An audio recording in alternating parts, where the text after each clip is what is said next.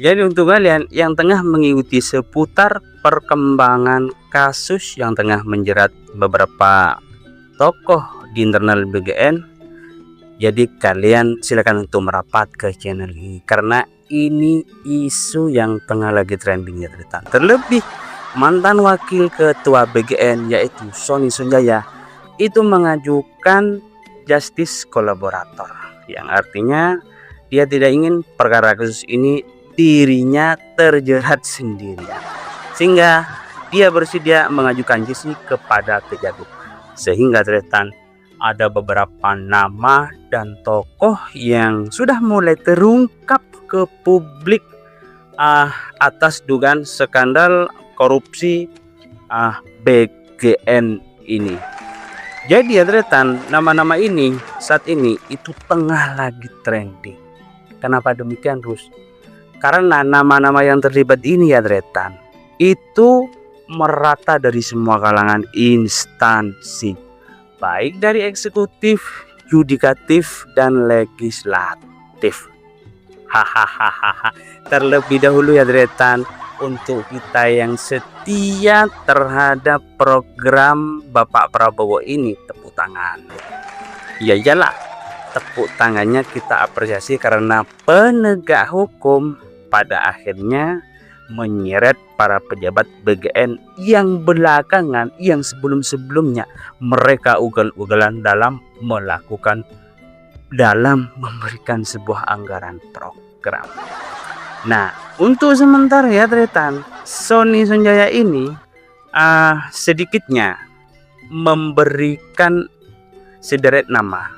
Jadi berdasarkan informasi yang beredar di media sosial ya ternyata nama-nama tersebut sedikitnya ada 26 orang, baik dari eksekutif, legislatif, dan yudikatif.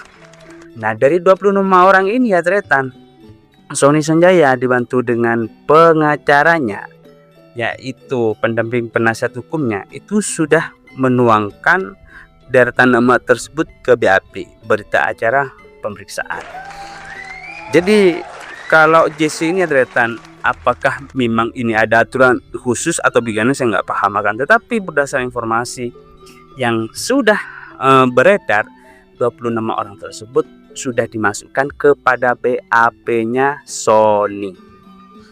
Sehingga Sony ini ya ternyata tidak ingin dirinya hanya karena persoalan ya bisa dikatakan ini adalah korupsi yang bisa dikatakan berjemaah, sehingga dirinya tidak rela kalau dirinya sendiri yang terjerat dalam kasus ini, sehingga pihak-pihak lain yang juga ikut terlibat minimal juga ikut terjerat.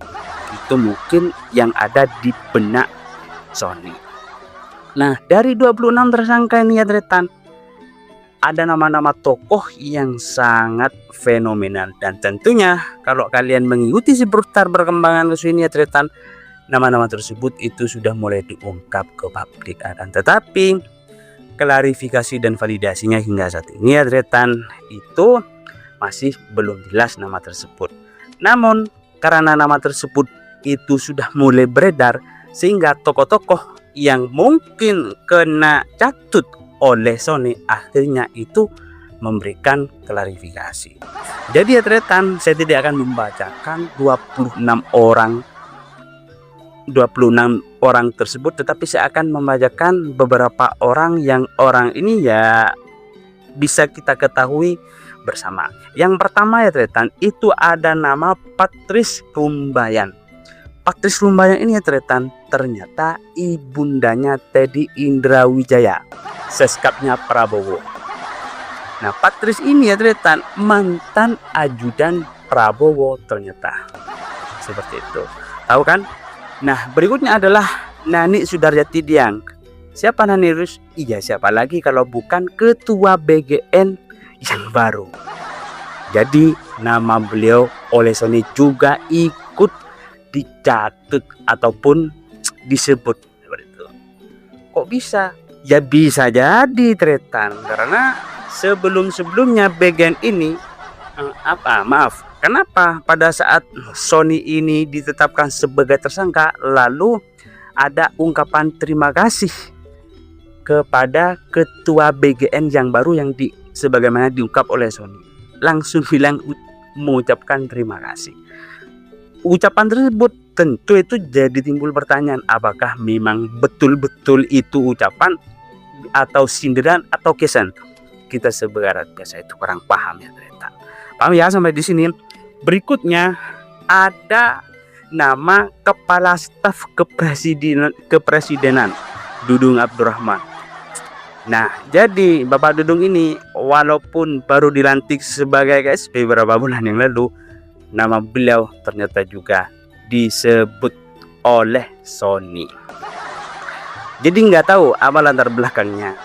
Namun hal ini tentu memancing respon yang sangat serius bagi tokoh-tokoh, apalagi belakangan memang betul-betul tidak mengetahui keberadaan program ini secara eksekusinya. Seperti itu ya deretan. Berikutnya adalah ada nama Cucun Ahmad Samsurizal. Ini salah satu pimpinan DPR RI dari fraksi PKB. Jabatannya sebagai wakil ketua. Jadi sama Sony beliau juga disebut dan dicantumkan dalam BAP-nya. Ya setidaknya lah deretan.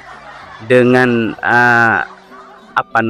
dengan hadirnya JC yang diajukan oleh Sony, sehingga mereka yang sebelumnya memang sempat ada hubungan personal, baik itu kepentingan dan sebagainya, ya minimal mereka tidak bisa tidur.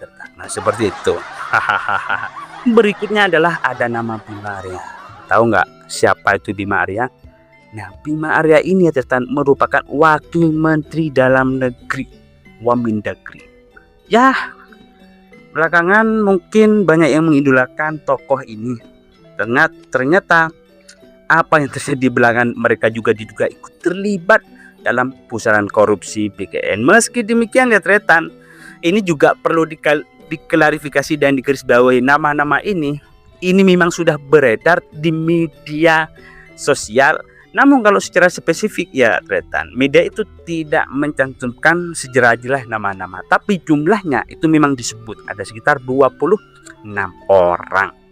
Nah berikutnya ya tretan, yang ikut diseret adalah Wakil Ketua KPK Vetroh Rohayanto. Bayangkan apa yang terjadi di benak masyarakat ketika ada sosok nama pimpinan tertinggi KPK itu diduga ikut terlibat dalam pusaran korupsi BGN. Ya, ini sangat luar biasa ya Dretan. Kita lanjut ke nama berikutnya ya. Berikutnya ada dua orang usulan Menko Infrastruktur AHY. Siapa yang dua orang itu? Yang nggak tahu. Tetapi versi Sony memang ada dua orang usulan Menko Infrastruktur ini. Ya nggak tahu. Itu mungkin AHY yang tahu ya. Berikutnya adalah Ketua DPRD Jawa Timur Muzaffar Rauf dan Ketua DPRD Jawa Tengah yaitu Sumanto. Muzaffar Rauf ini tretan merupakan politikus PKB, sedangkan Sumanto ini merupakan politikus PDIP seperti itu. Nah, beberapa nama orang tersebut ini tretan sebagaimana yang sudah saya sampaikan, ternyata di media sosial sudah melakukan upaya klarifikasi, bantahan. Ada yang mengatakan tidak mengenal nama Sony. Ada yang mengatakan tidak tahu menahu jalannya program MBG ini. Ya tentulah mereka tidak akan mengenal. Kenapa harus? Ya mereka melakukan hubungan komunikasi tentu memakai tangan-tangan kepercayaannya. Hah? Gimana? Gemeteran ya? Ya santai Retan. Kita tunggulah sesi drama yang sangat begitu spektakuler ini. Semoga saja nama-nama yang sudah ditulis dan diseret ke BAP-nya Sony nanti itu bisa menjadi bahan evaluasi dan bahan koreksi untuk kita semua. Maksudnya gimana harus? Ya maksudnya kita beri nasihat tretan seperti itu. Jadi walaupun nama-nama tersebut itu sudah diseret dicantumkan, namun gelar perkaranya ini kan masih belum jelas tretan. Jadi kita selaku rakyat juga jangan keburu-buru, tunggu sampai sidang ini digelar seperti itu. Penasaran kan? Ya penasaran lah kan. Jadi ya tretan, apa namanya ya,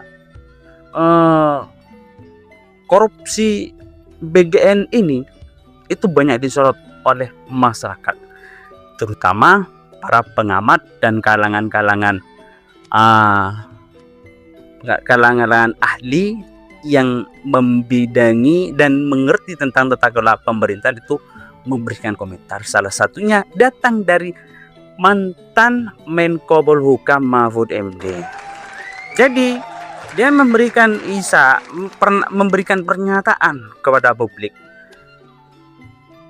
mengoreksi background dan latar belakang dari ketua BGN yaitu Dadan Hindayana. Mahfud menyebutkan bahwa Dadan kalau kita amati benar memang dia tidak punya background basic pengalaman di birokrasi. Dia akan punya latar belakang sebagai akademisi, bahkan pernah menjadi dosen di ilmu perguruan tinggi. Sehingga pada saat itu Presiden Jokowi itu langsung menunjuk beliau sebagai pimpinan ketua BGN. Jadi tretan, bagi kalian yang mengatakan bahwa Dadan Hindayana ini merupakan orang pilihan ataupun orang yang ditunjuk Prabowo sebagai ketua BGN, itu salah tretan. Dadan ini diangkat menjadi ketua BGN oleh Jokowi. Loh bisa harus, kan pada waktu itu masih belum diketahui Prabowo terpilih atau tidak. Tidak tretan, karena pada waktu itu Pilpres itu sudah digelar, ternyata dimenangkan oleh 02. Sehingga apa namanya, Jokowi sebelum lengser dari tampuk kekuasaannya, apa namanya ya, membentuk badan instansi yang mengurus di bidang gizi, sehingga instansi ini nantinya di bawah pimpinan Prabowo menjadi program MBG. Seperti itu. Terus 2 orang tersangka lainnya yaitu siapa namanya, Sony Sanjaya dan Ludwig Pusung. Nah ini beda latar belakangnya tretan, beda dengan Dadan Hindayana. Kenapa Bapak Sony kok sangat begitu beringas kalau kita perhatikan sekarang dibandingkan dengan sikap kalemnya Pak Dadan dan Pak Ludwig? Karena ya tretan, Sony ini ternyata memiliki latar belakang sebagai Polri, sedangkan Ludwig Pusung ini latar belakangnya sebagai purnawirawan TNI. Dadan ini sebagai mantan dosen, Sony sebagai purnawirawan Polri, dan Ludwig sebagai purnawirawan TNI. Ya maklumlah, namanya juga polisi, tentu dia punya medan dan tahu lapangan. Ya betul, sikap gizi yang diambil oleh Sony ini sebagai bentuk ya minimal mereka juga ikut deg-degan. Bagus Pak Sony, bagus Pak Sony. Semoga saja JC nama-nama yang sudah disebut oleh Bapak Sony sebagaimana dituangkan dalam PP ini bisa memberikan warna perkara di dalam persidangan nanti. Ya, oke ya tretan. Nah berikutnya adalah kita selaku rakyat tretan, jangan pernah ragu dan jangan pernah mencurigai secara berlebihan hadirnya program MBG. Program MBG ini tretan, sebagaimana yang sudah saya sampaikan di video-video sebelumnya, ini sangat benar-benar membantu masyarakat. Akan tetapi dalam aplikasi pelaksanaannya tentu banyak prosedur aturan yang memang janggal, sehingga tidak salah kalau penegak hukum itu turun tangan langsung melakukan penangkapan kepada orang-orang yang diduga melakukan tindakan korupsi ini. Ternyata belakangan juga terungkap bahwa program-program yang dicanangkan oleh bagian ini itu tidak hanya disorot oleh Kejagung. Akhir-akhir ini juga ternyata juga disorot oleh KPK. Namun karena lebih awal Kejagung melakukan eksekusi, sehingga perkara yang juga pernah menyoroti terhadap program BKN akhirnya diberhentikan dengan alasan sehingga dalam perkara ini tidak terjadi dualisme. Oke, Tretan, terima kasih.